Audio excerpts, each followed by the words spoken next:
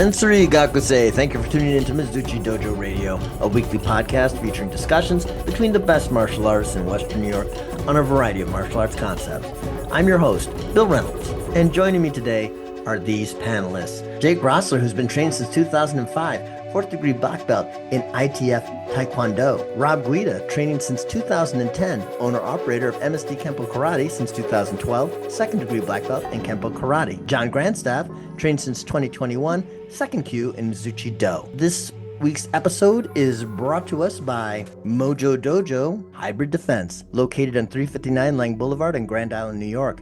Phone number is 716-807-5372. They specialize in youth karate and adult Krav Maga. You can find this information and more in our show notes. This week's episode is, I'm going to take advantage of the panelists and have you critique a developmental model I've been working on after actually talking to one of our panelists, John Grandstaff, who pointed out to me this video made by, I think, Spiral Martial Arts or something like that, where this gentleman proposed a developmental model of his own. And I sort of said, that's a great idea. That's very interesting. How would one expect a martial artist to sort of philosophically, psychologically progress as they move through from starting training all the way to maybe if they stick it out for the next 40 to 50 years? What does that look like? Or what could that look like? Where could people get stuck? They get so far in their development and they end up just landing in one zone and never move forward. The model currently is viewed as serial, which means that you must do one stage before you go to the next. It doesn't have to be that way, and certainly I'm interested in your guys' thoughts in that regard as well. If you think that these you can sort of hop around and they don't necessarily go in this order, but also to what degree if there's ways that you feel that any of these descriptors, these level descriptors, could be enhanced or made more helpful to even a student who's trying to identify where they are in their development as a martial artist and move themselves forward.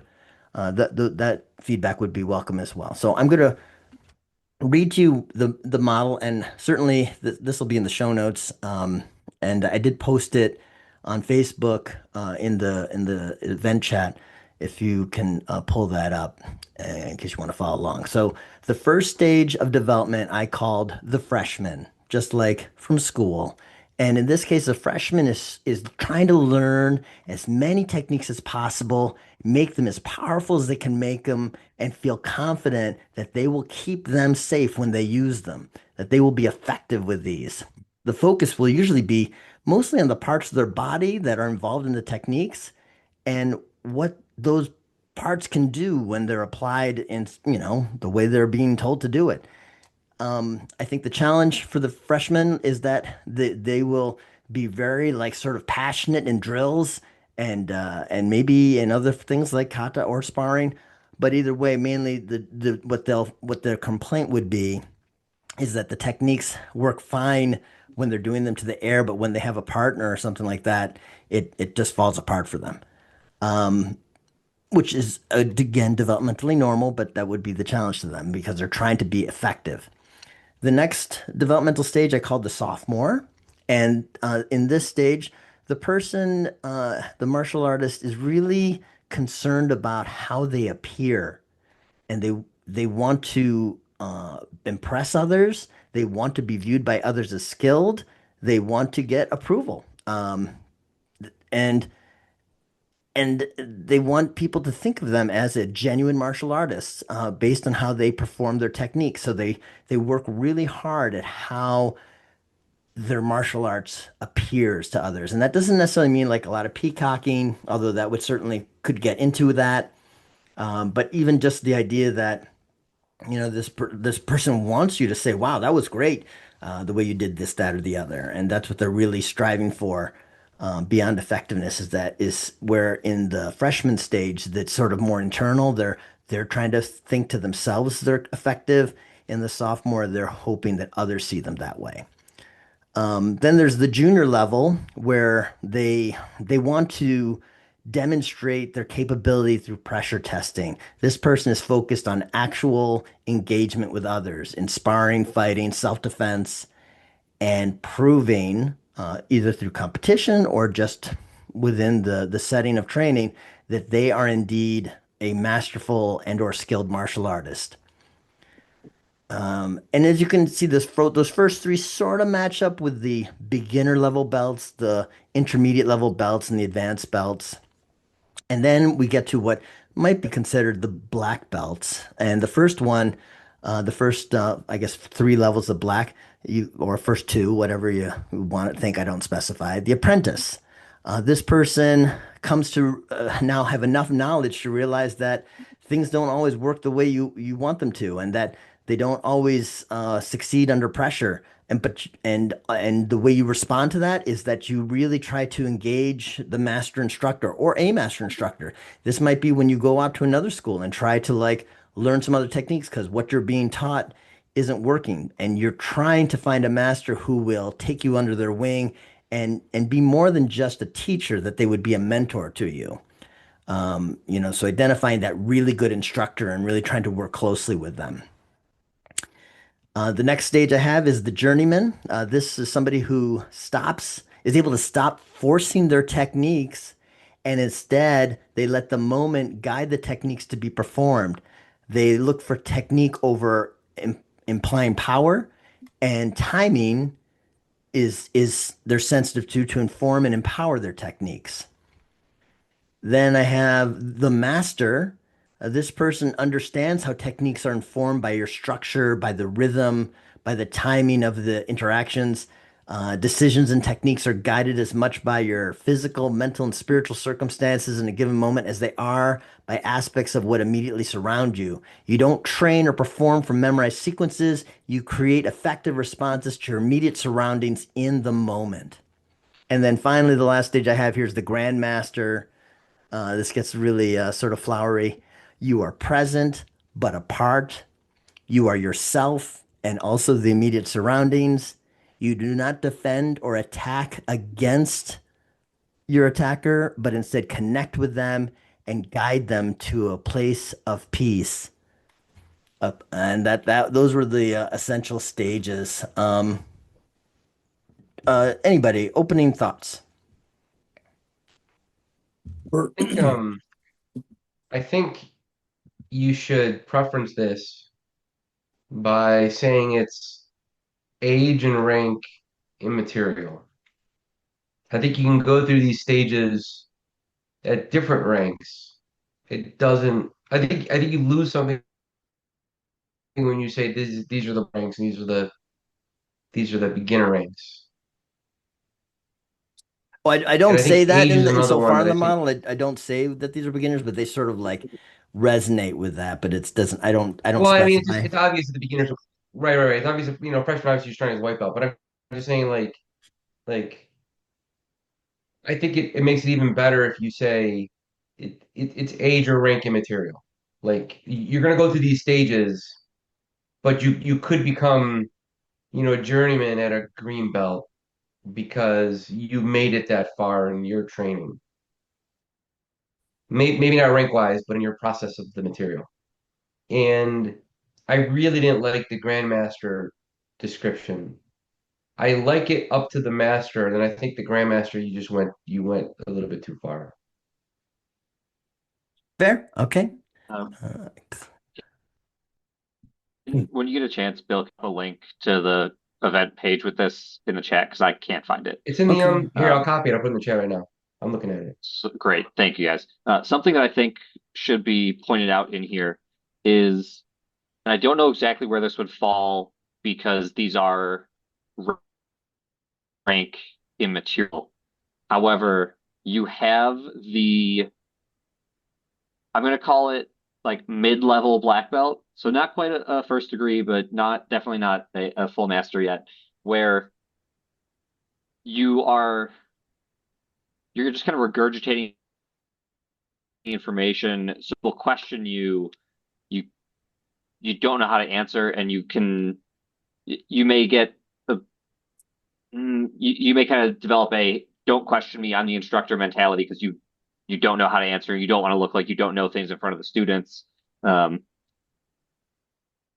you you kind of have an ego about you because you're good enough, but you're not so good yet. So yeah, I don't know exactly where that would fall, but I know. I mean, maybe I'm the only one, but that definitely happened to me. You I think I you would almost put have I might put that under immaturity, but the apprentice level. okay, perfect. So you're saying that you're not an apprentice until you're a black belt? Well, there's a couple of arguments for that. Like for example, Shodan means first step, and so that's in theory where your training actually begins. That all the color belts and things leading up to that moment are just you becoming familiar with what it is that you're trying to train in, and because I am sure it would be no argument to say that a white belt, for example, just doesn't know hardly any of the material at all, if not zero to start, of course.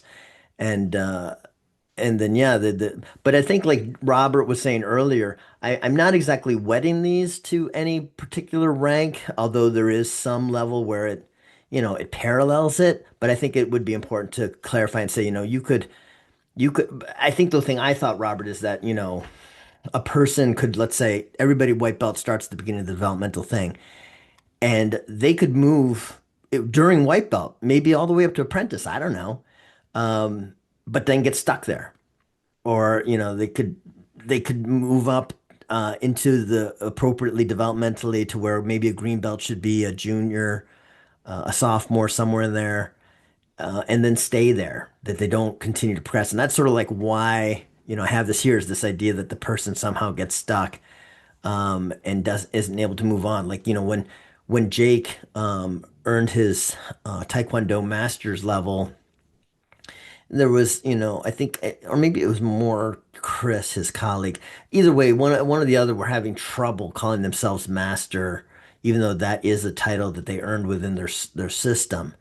And I think there's something to be said that that's part of development. This idea that you would be able to accept how you're being characterized by other skilled martial artists and versus continue to struggle with your own ego and your sense of, maybe poor sense of self or humility or who knows what it is that, gets us to be humble sometimes, or maybe overly humble, inappropriately humble, I would say.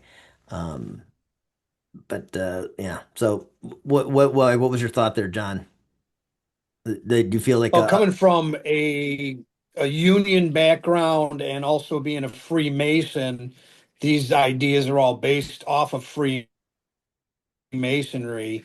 The idea that anybody who would come in the beginning would always be an entered apprentice, even in a union, because you don't know anything and you're being taught.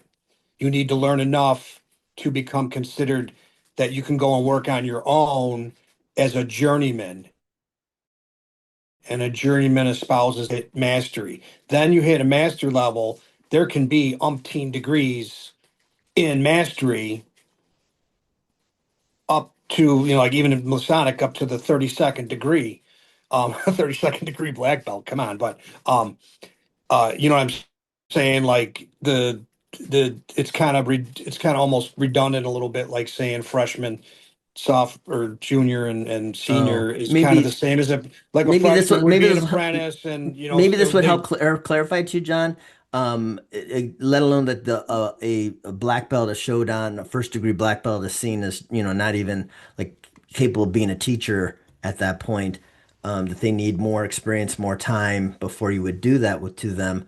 But I think going back to your labor union sort of modeling, I would say this goes back to probably the Renaissance and the rise of the craftsmen, the guildsmen. That this is where these trades were identified and a system for bringing somebody up in it. And so Mhm. maybe, yeah, sure, back then you could take on an apprentice when they're 8 years old or something. I have no idea.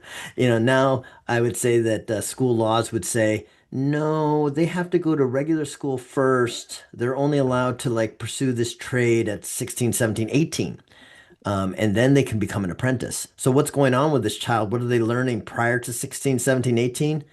They're freshmen, they're sophomore, they're junior. They're getting things, basic things like arithmetic and grammar I that mean, I could. they're gonna need as an apprentice. They're gonna need to know how to do math. They're gonna need to know how to write.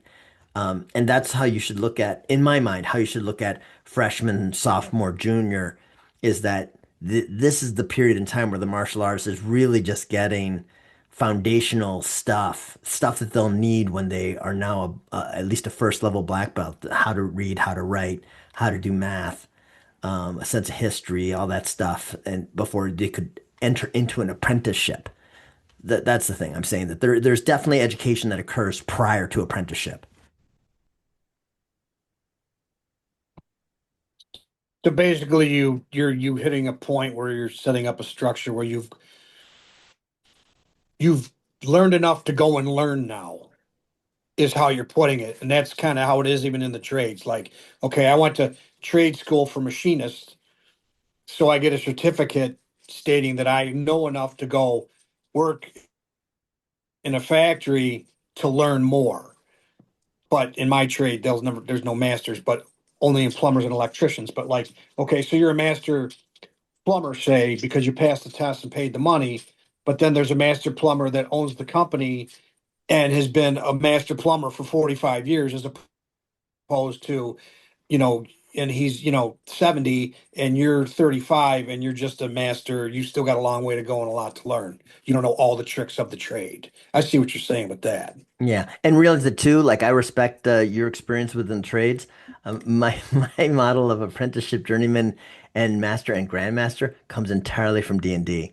And that that thinking, oh, here's Oh, a I would love to be an apprentice to a wizard. right, exactly, or harper. I'm an apprentice harper. I'm a journeyman harper.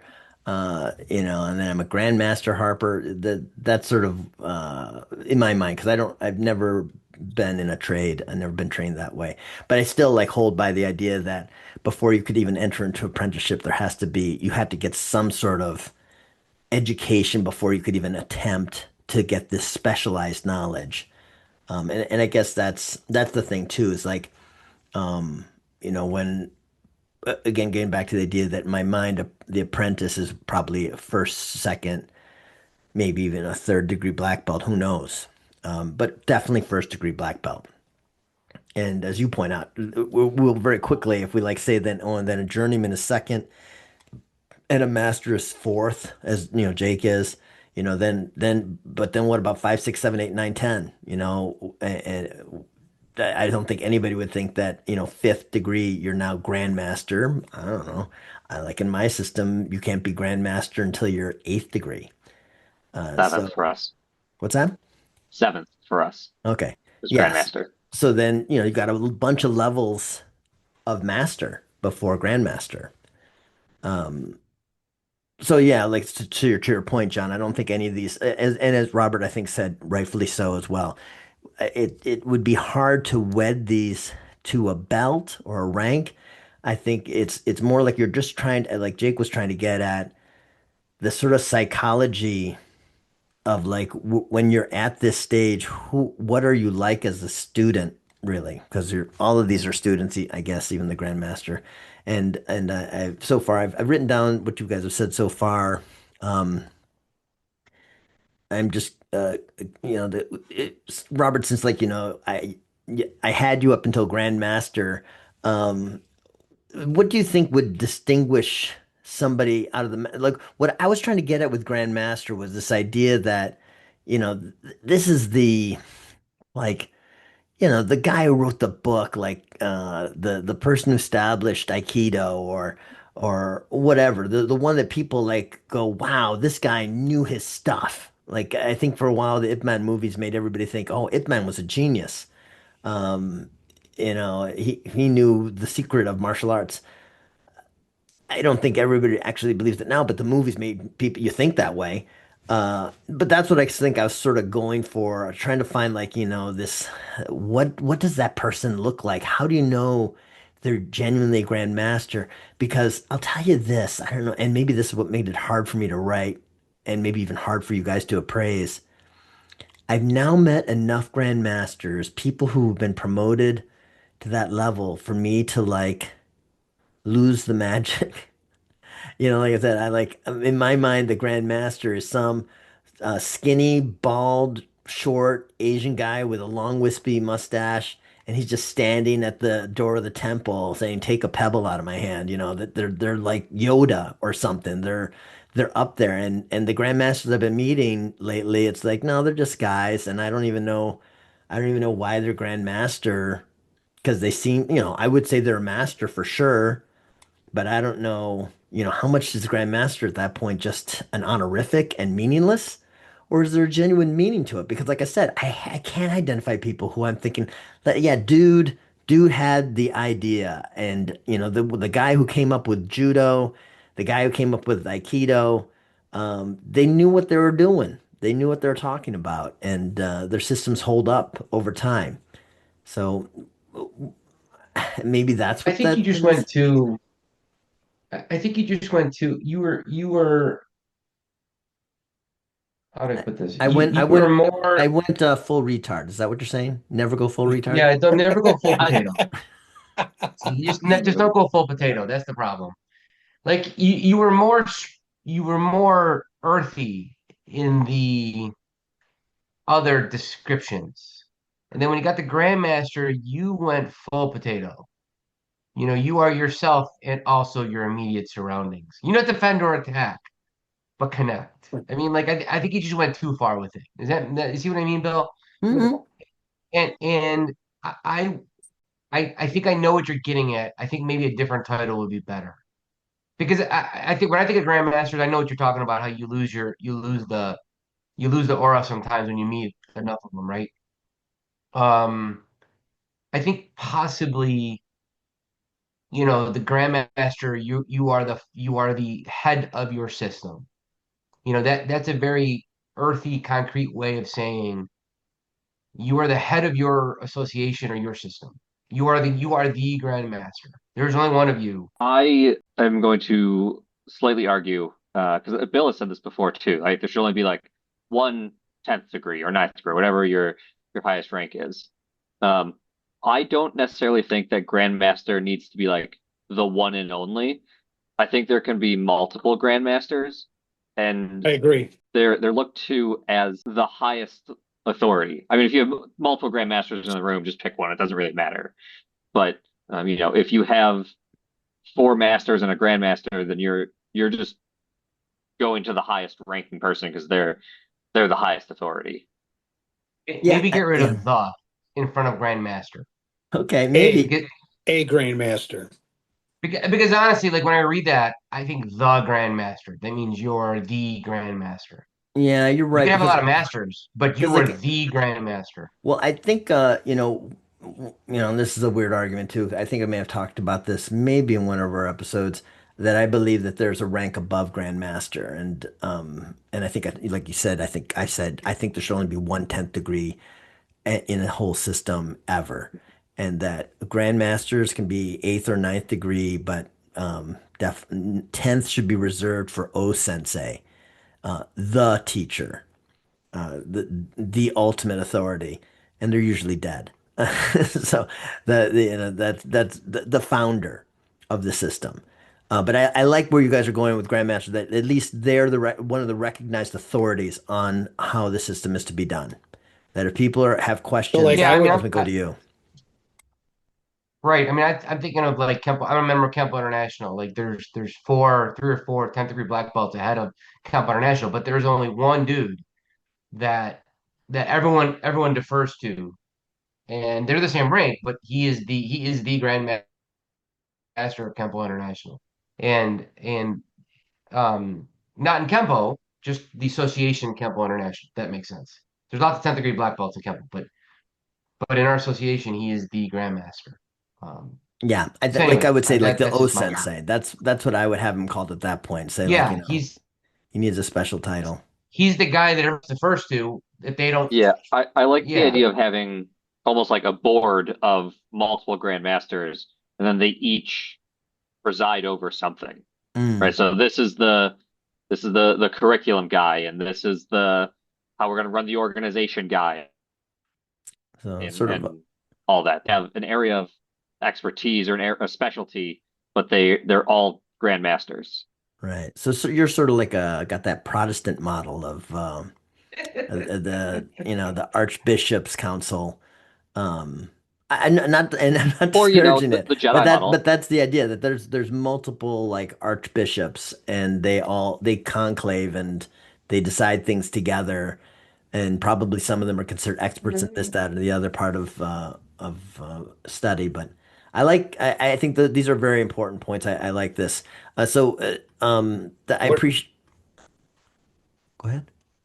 where would you place Hanshi Jim? And especially because he holds multiple black belts in multiple systems.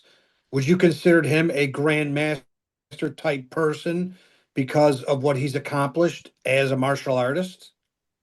Not just in, like, say, Isshin-Ryu, but Kenpo and Taekwondo and Jiu-Jitsu and Huh.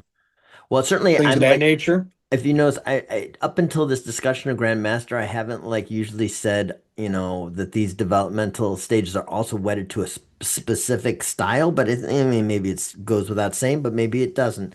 Because certainly, if I think the distinguishing characteristic that you guys are getting at of this person is considered an authority, somebody that you would go to. Like I was recently explaining to somebody, why do we even have these belts on? And when should I wear my candy cane belt and when shouldn't I? And I think, the candy cane belt, just like, I don't know, maybe a Roman centurion having a brush on their helmet or something like that. It's a visual signal to somebody. That's the person I got to go to for direction. Follow that guy.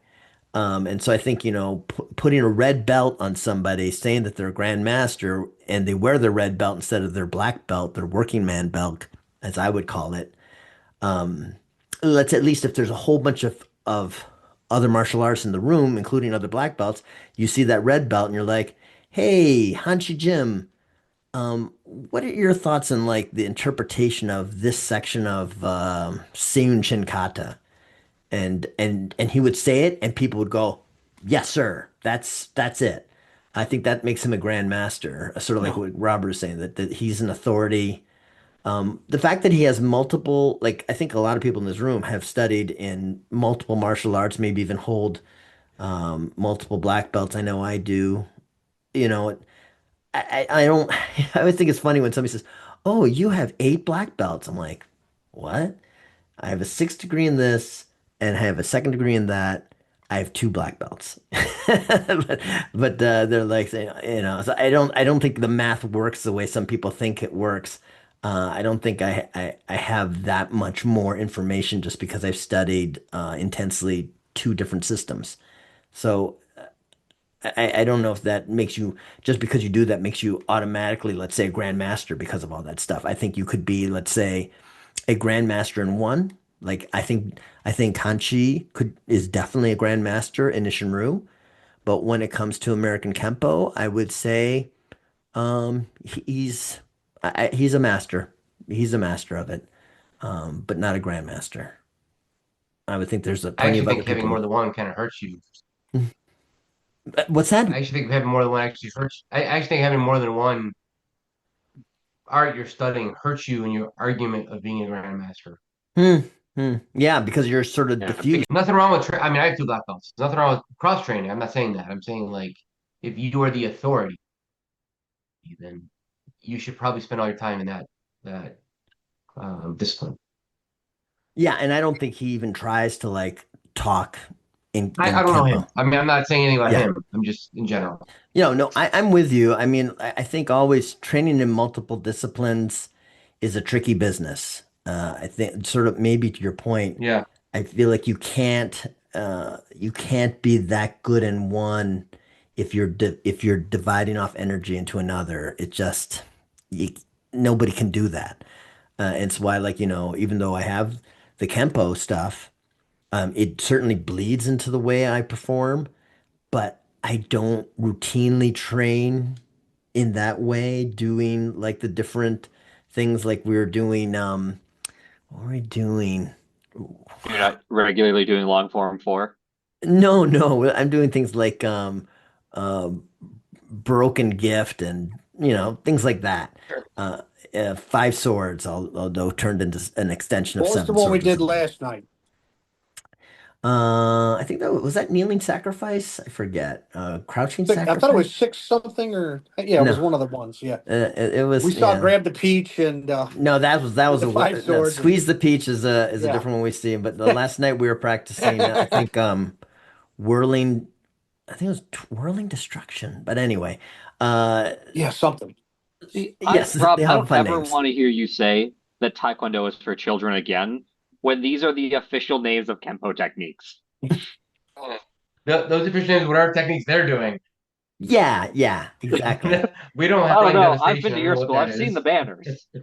Yeah, no, We have but different names. We have better names. We do have squeezing the peach though. yeah, like yeah, one of the ones that we're gonna get to is a backbreaker. It's and there's not this time around, but I think in my prior for my second degree, I think I did Dance of Death. There's they have some fun names, at least in the system I'm training under. Yeah. But yeah, but instead I focus most of my energy into karate. And I feel like I can be much more reliable as an authority, although I'm not a master at this point. That's not available to me as a title till seventh. And but I could imagine I how mean, you're the people. master of Mizuchi-do. Technically, you're the grandmaster of Mizuchi-do, but we're not going to get into that. Yeah, let's not get into it because then I'm an O sensei and I should die. So, yeah, we'll still You're the clear those honorifics. That turned innovator of dark. the yeah. Um, gentlemen, this has been very helpful to me, and at least one thing, and hopefully someday this will turn into something that I can publish somewhere and get maybe hopefully no more feedback, but I'm sure there will be. But it may at least being helpful because and what I have to obviously this thing is just in its infancy because I don't think a developmental model is helpful unless it's even more crazy fleshed out than what I read to you. What I read to you was sort of like the how this person looks, but I think with the way it's going to be further developed is like what are the specific challenges this person has? What is the particular strengths of being at that level? Why does the person stay there? Why, what is it about this level that's great? And then I would say for instructors, how do I help my student move on and continue to grow as a martial artist and not just get stuck at, let's say, the freshman stage which is fun, collecting techniques, getting better. Oh, what's that kick right there? What did you just do? The question mark kick? How do we do that? And then they like just focusing on doing that and like trying to make it the best they can do. And you're like, okay, enough question mark kick. We've got some other stuff too. It's like, oh, right. Yeah, show me that. It's great. It's a lot of energy and enthusiasm, and the person's getting embedded in the system. But eventually, like you're saying, Jake, the person has to be able to move eventually from being capable of like regurgitating what their instructors told her what the question mark kick is and how it's performed to being able to give a more personal insight as to how it should feel and help other people learn it in a more personal way versus just as you said, regurgitated way. Any other thoughts? But we're just about out of time. So any quick thoughts? I would say it's a good place to start. I mean, you got to start somewhere. Yes, thank you very much. All right, well then with that, I will say Yame. Thank you, panelists, and thank you, listeners, for your attention. We'd love to hear your thoughts on this topic, and you can share them to our threads, Mizuchi_dojo, or you can email us at mizuchi.dojo.hanbu@gmail.com. Also look on our show notes for any kind of contact material that our panelists share for them to be reached out to directly. Also, please consider supporting this podcast by subscribing via our Patreon. For $1 a month, you'll not only help keep this podcast on the air, but our DOS subscribers can vote on what topic they want the panel to discuss in the next recording session. Higher contributors can have their feedback read on air, and even higher contributors can get a regular shout out for the martial arts school of their choice. You can find more information about this in our show notes, as well as on our Patreon page. Mata Yasai.